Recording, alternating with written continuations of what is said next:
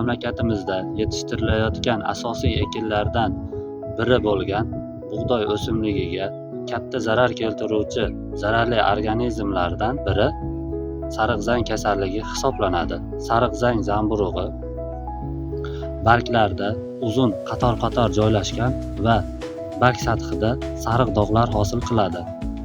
Sariq-zang kasalligi sporalari 0 gradusda rivojlanishni boshlaydi va havo harorati 8-13 gradus bo'lganida to'qimalar ichiga kiradi. Yangi sporalar 12-15 gradus haroratda hosil bo'ladi.